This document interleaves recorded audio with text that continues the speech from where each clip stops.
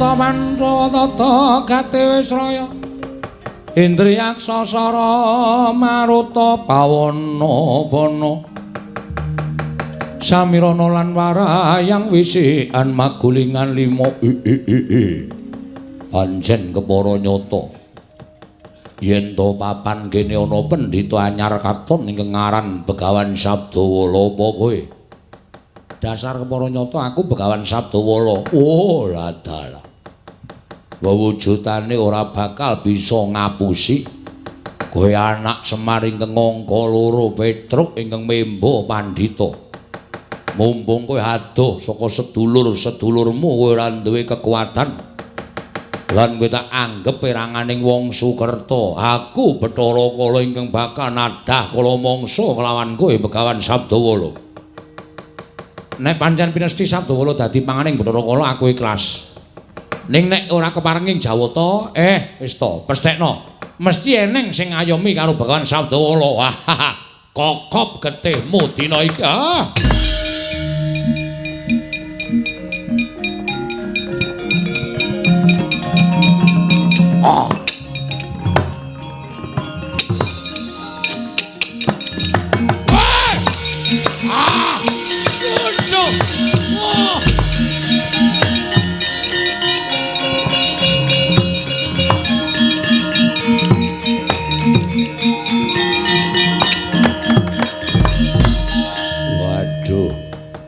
Waduh, penembahan mati aku.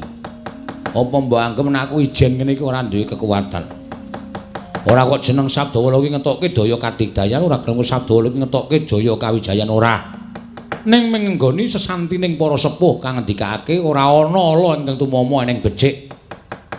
Mula mesti Gusti paring pangayoman karo wong sing tumindak apik karo wong sing tumindak becik. Aku ora salah, aku ora kleru arep tok tadah kala mangsa arep dadi panganmu. Ana daya ingkang gawe srana kowe nglumpruk tanpa daya Bathara Kala. Waduh mati aku. Apa mbok kira Sabdawala ora iso nyingkirke Bathara Kala? Aku isih kelingan jaman ana lakon ana Kyai Dalang kang aran Dalang Kandhabuana. Kowe ngoyak-oyak wong Sukerta nganti ndelik ning pepanggunganing wayang. Satemah Kyai Dalang Kandhabuana nalika semana nganti samaca rajah ingkang mapan ana ing awakmu. Ya kenging winastan Caraka balik. Kowe kelingan apa ora? Nek kowe ora semingkir saka pertapan Kembang Sore, apa kelakon tak sebut Caraka balik. Dimen dadi jalaran lebur tumpur kuwandaning Bathara Kala. Wah, aku njaluk ngapura. Wah.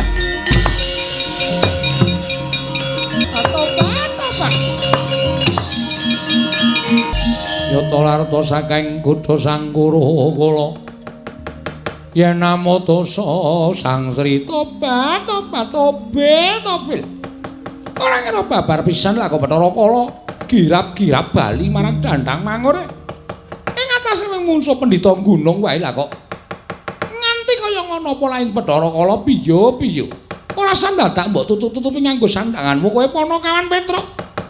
Mara manut kowe dadi panganing para baju barat, panganing Bathara Kala. Dari Durga. Iya, dasar para nyata. Ing atase wong derajating gedhi bal 17 wong elek nyolok mripat kowe iki ming batur kok wani madheg Brahmana. Tobat. Tegese kowe kuwi nyuwira dadi marang kodrating jagat, kodratmu minangka dadi batur, lah kok dadi kowe dadi Brahmana. Sing tanggo pusaka wae apa, sing tanggo cagak wae apa, sing nggo boyo piandel wae apa. Nuwun sewu Pandhu Betari. Sing tak klirokke sampeyan. Patobat nglirokke aku dasarmu apa? Nadyan sampeyan ki mapan ning jagat dadi dewaning berkasaan jim setan. Ning wis diakoni dening Sang Hyang Jagat Giri Pratingkah. Nek Betari Durga kuwi dadi jangkeping para Dawata, dadi jangkeping para dewa. Mula nek wis dadi dewa kuwi aja nganggo paningal lair tok, ning paningal batin wengakna. Aja tok sawang wujude Sabdawala. Ning sapa sing lenggah ning kancing glunging Sabdawala? Tobat pukul.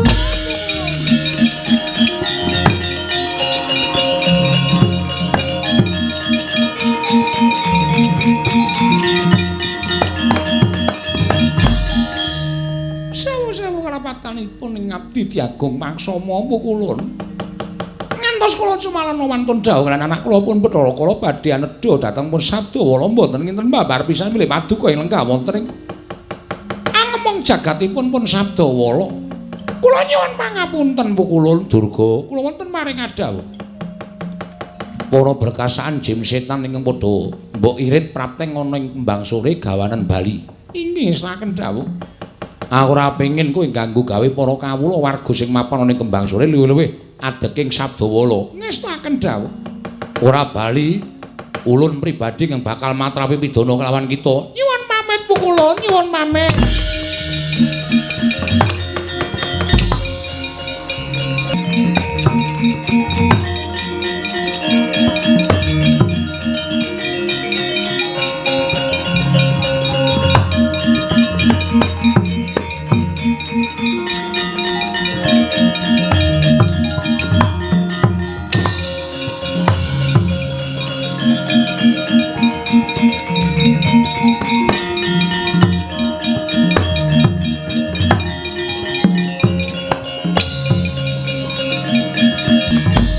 Pandyabala Pandhawa mbiyok gumulung mangung siring sata Kurawa kambah nggesra katite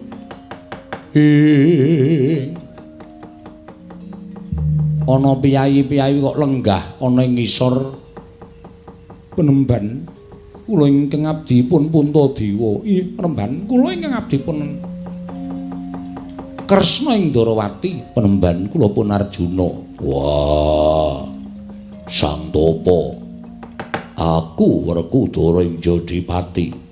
Lah piranganing para Pandhawa. Inggih, mila mekaten Penemban.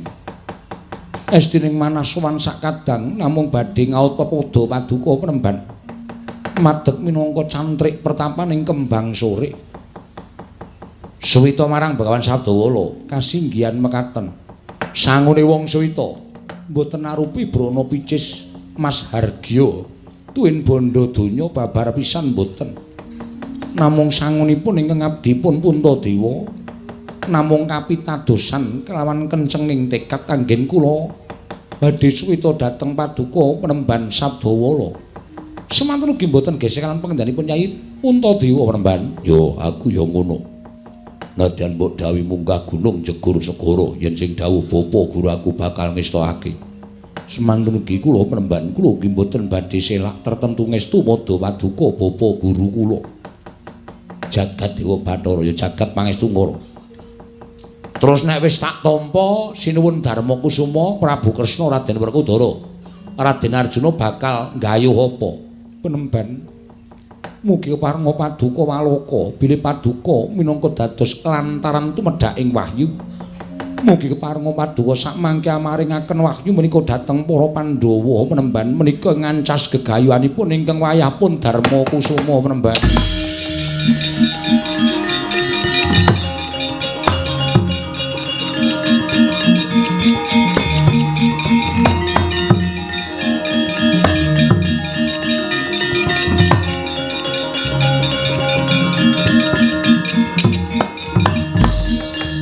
Mastu nama sidam skaring bawana langgeng. Ora nyana babar pisan. Jebul padha lantip panggrahitane para Pandhawa. Nadyan ulun ingkang ngamomong marang jagating Petruk ingkang ulun dawuh minangka dadi pandhita ing kembang sore. Nanging Pandhawa prapta ana ing pertapan tumuli wis wanuh sarta wis weruh marang lenggahing ulun nggone momong lan jagate Petruk. Pukulun sembah kula kunjuk sewu kalepatan diagung pangaksami. Pukulun sembah kula kunjuk sewu kalepatan diagung pangaksami. Wenang kakekku aku nyuwun pangapura. Pukulun nadyan kemawah nyuwun pangapunten. Mboya ana keluputan ingkang kita tindakake lan ora perlu kita njaluk pangapura. Lan sing gedhe pangapura kita lamun sawetara ulun nyilih kelawan ragane Petruk. Ulun boyong marang pertapan kembang sore. Sayekti bakal matedhakake kanugrahan ingkang ngaran Wahyu Kamulyan Pandhawa. Sira nampa wahyu kamulyan ya mung sira ingkang bakal bisa mulyakake diri kita pribadi lan mulyakake sagung para tumitah ana ing Madyapada iki para Pandhawa.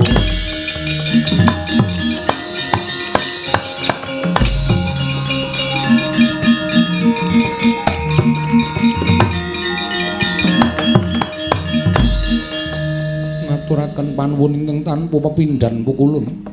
Kanugrahan sampun tinampi ingkang wayah pun dharma sakatek. Nggih, pukulun ngaturaken panuwun. Wenangake ku aku ngaturke panuwun. Pukulun kula ngaturaken panuwun. Aja kita ngluputake kelawan Petruk, yekti Petruk ulun ingkang dawuh. Inggih pukulun, punta wonten timbalan ulun kundur makayangan nggih.